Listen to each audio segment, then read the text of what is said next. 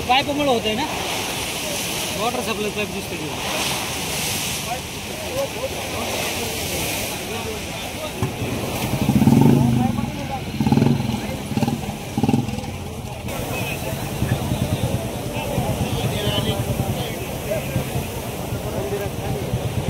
तिकडे होतं ते.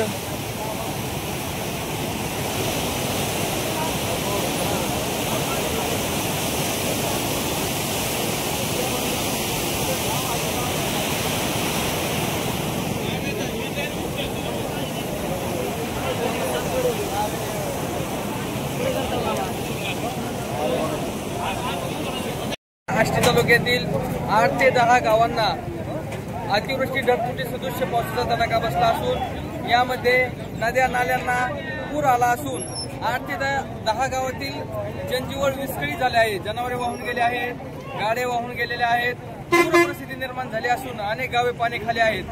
घाटपिंपरी असेल येथील 5 ते 6 जणांना रेस्क्यू करून काढल्या, परंतु 1 जणाचा दुर्दैवी मृत्यू झालेला आहे.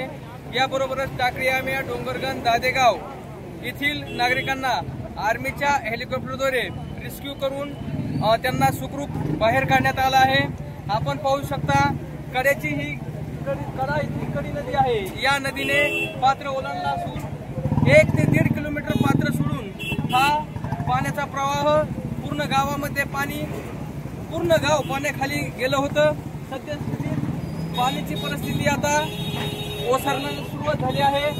हा पूल आहे, या पुलाच्या वरती कडा येथील परिसरात पाणी साचलेलं होतं. सध्या परिस्थिती एनडीआरएफची टीम आणि आर्मीच्या हेलिकॉप्टरद्वारे जे अडकलेल्या नागरिकांना रेस्क्यू करण्यात आले आहे. येथील नागरिकांचं, ग्रामस्थांचं जनजीवन विस्कळीत झालं असून पूर्णपणे नुकसान झालं आहे. तहसीलदार वैशाली पाटील मॅडम, आमदार सुरेश दास, माजी आमदार भीमरावजी धोंडे अनेकांनी घटनास्थळी येऊन पूरग्रस्तांच्या मदतीसाठी जाऊन सुखरूप बाहेर काढण्यासाठी प्रयत्न केले आहेत.